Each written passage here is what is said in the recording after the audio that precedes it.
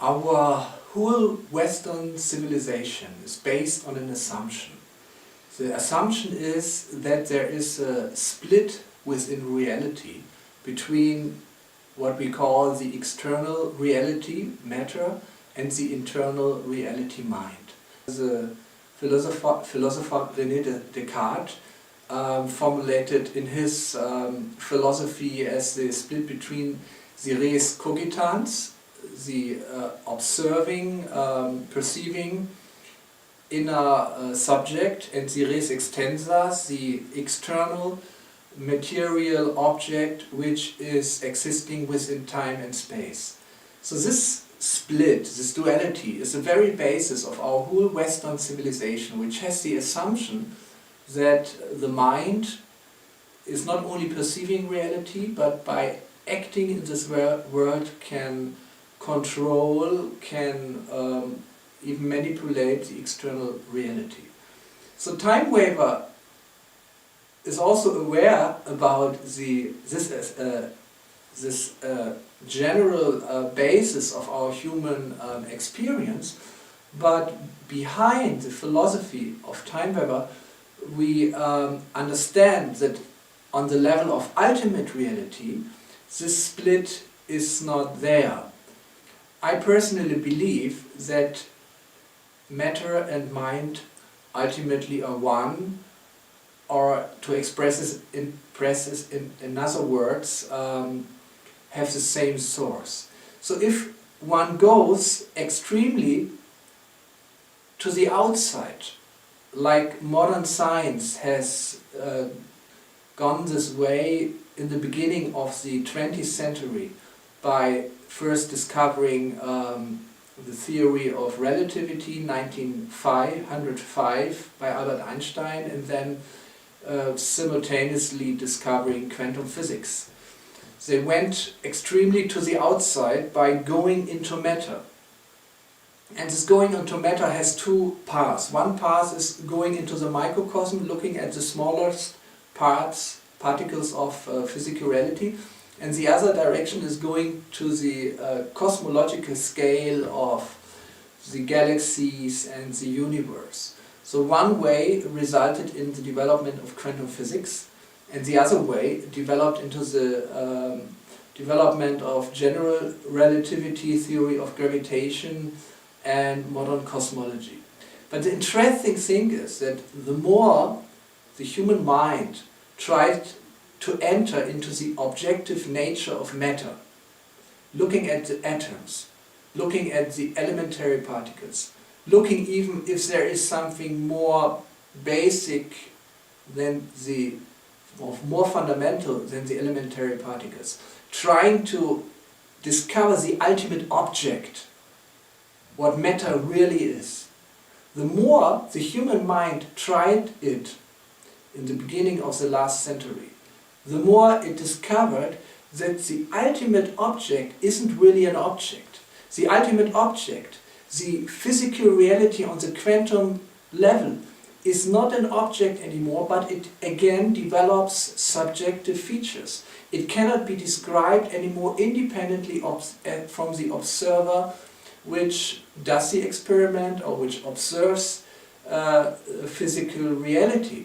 So, as the German scientist and philosopher Carl Friedrich von Weizsäcker stated, the more the human being tried to look into the objective nature of the external material reality, the more he discovered that ultimately this matter turns out to be a mirror in which he discovers himself. So that's a funny thing. We try to make matter an object, try to separate it as far as possible from our own subjective conscious nature, and the more we do it, the more we suddenly rediscover that the object we are looking at it is not separated from the observing subject, which is our conscious self. So this is something amazing. It was an amazing discovery at the beginning of the last century, which shocked the physicists. Therefore Niels Bohr said, if you're not shocked by quantum physics, you didn't understand it. And simultaneously, in the same time, starting with 1896, it was the discovery of radioactivity. Simultaneously, Sigmund Freud was the first to publish scientific papers on the exploration of the subconscious by psychoanalysis. So I consider therefore 1896 to be a very important event for science. On the one hand, a great revolution was caused leading through to quantum physics to discover the subjective nature of the so-called objective matter. On the other hand, by exploring scientifically the innermost psychic reality, the innermost subjective reality of the subconscious, by the research of Sigmund Freud and later Viktor Frankl and Alfred Adler and Carl Gustav Jung, something like the objective nature of the human psyche was discovered, simultaneously to the great genius discoveries of quantum physics. What do I mean by the objective nature of the human psyche? This is even as amazing, or for me even more amazing discovery than the revolutionary insights of quantum physics. What Carl Gustav Jung discovered, that if we go very deep into the essence, into the nature of this human psyche, into our own subjectivity, we at one point enter into an inner space which is not just a subjective space anymore, but a space, a mind, which all of us belonging to the human species share with each other, so that this inner space, which Jung called the collective subconscious, is not subjective anymore in the sense of it just belongs to me, it is just depends on my own inner perception, but it's something which we all share as human beings. Inner space which is objective in the sense of that others look at it also if they look at the inside. So if you go very deep into your own psyche, you cannot call it my own psyche anymore, but it's a space which we share. Jung discovered this empirically by looking at the dreams and the experiences of 10,000s of patients within his own practice of psychology and psychoanalysis, but also with many others dealing with the subjects. It wasn't a religious or spiritual assumption, but an empirical observation. There is something within ourselves which is collective, which is objective, which is an heritage of the human being, and which has on a very deep level something like an objective absolute knowledge, something which transcends the subjectivity of our individual consciousness. So if we look very deeply within, we find something like an objective psyche, and if we look very far to the outside reality which we observe, we come to something like a subjective matter. So the outer space becomes subjective and the inner space becomes objective. Therefore, I'm very, very strongly convinced that if we go very far outside, and if we go simultaneously very deep inside, we meet at the same point. That the subjective matter and the objective psyche turn out to be the same one reality, which in ancient cultures like the ancient Buddhist culture or the ancient Vedic culture or the ancient Chinese culture call the one mind. In the Tibetan Buddhism it's called Dharmakaya. In the Sanskrit terminology it's called Brahman.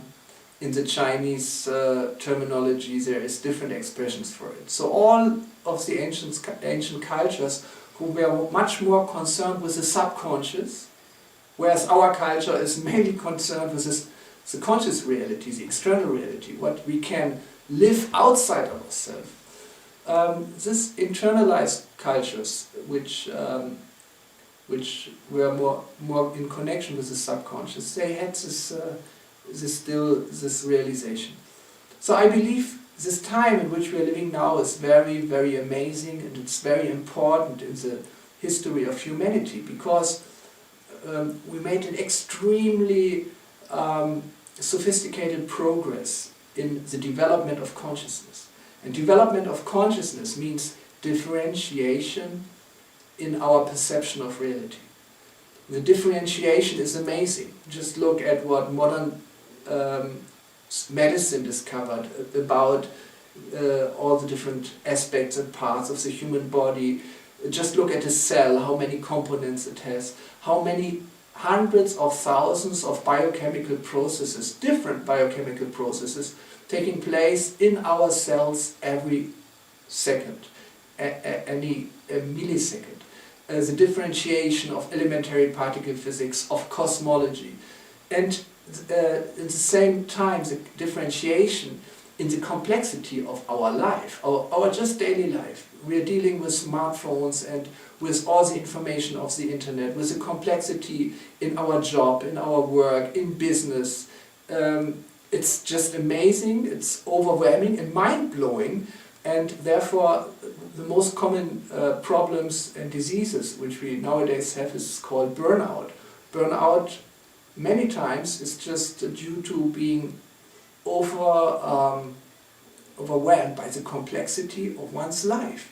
And it just means you see the differentiation, you see the complexity, you see how so many different aspects simultaneously are there, but you cannot perceive what it all means.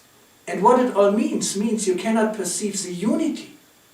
Because the unity is not available through the differentiation of consciousness. The unity is available by the discovery of the inner world. Because the more you go inside, the more you approach unity. The more you go outside in external consciousness and in matter, the more you approach diversity and differentiation. So the only way how we can handle the complexity and differentiation of consciousness is to simultaneously go deep inside and discover the deep meaning of it, to discover the deep unity within ourselves. So therefore, in this moment where we have the great chance of this highly, extremely differentiated and developed consciousness with all its scientific implications, with all our differentiated perception, is to go deep inside and combine the inner and the outer experience. And this combination takes place on a very deep internal level, which we can call the psychomatter or the metapsyche. We don't have an expression for it. We can call it the one mind, we can call it the one level of existence. I like to call it the information field. Because information is kind of an aspect of matter, but it has a mental or a component of mind. Information is not matter, but it is also not pure mind.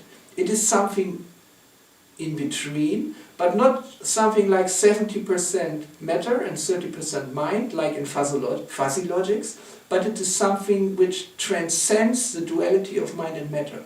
It combines both, it connects both. It's something new, it's something third. So information is the missing link between matter and mind. Information is the reality which we are discovering in physics and quantum physics, which we are discovering also in modern technical life by the development of cybernetics and the internet. Therefore we call our age the information age. I would call the next age, after this information age, the information field age. The age of the informational field. Because this deep level which we urgently need to approach, where matter and psyche meet, where the original unity of the reality is re-established, to which we have to connect if we want to be able to live within this world of complexity, if we want to be healthy, To be healthy means to be whole, like to be healed, to be holy. All these words like healed, holy, whole are connected to experiencing the unity and the ultimate oneness or the meaning of reality on this deep level. So this deep level within us are within the background of reality. You can call it the quantum zero field. You can call it the fifth field. There are so many different terms which try to describe it. We call it the informational field because it's a little technical term, but it gives us also a clue how to practically approach it and what to practically do with it.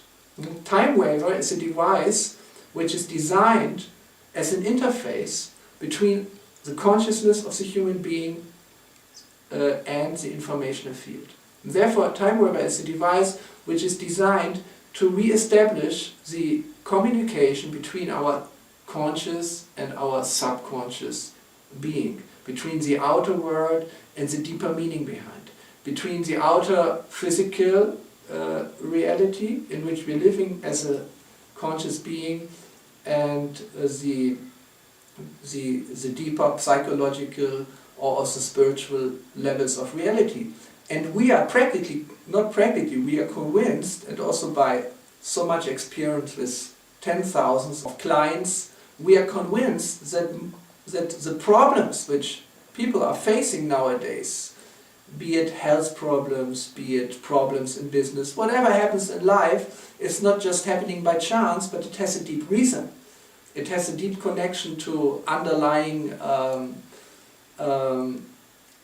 courses and relationships on a deeper level. So the definition of information field technology or information field medicine is to analyze the deeper connections of diseases or other problems on this level of information fields and to treat these courses on the level of the informational field.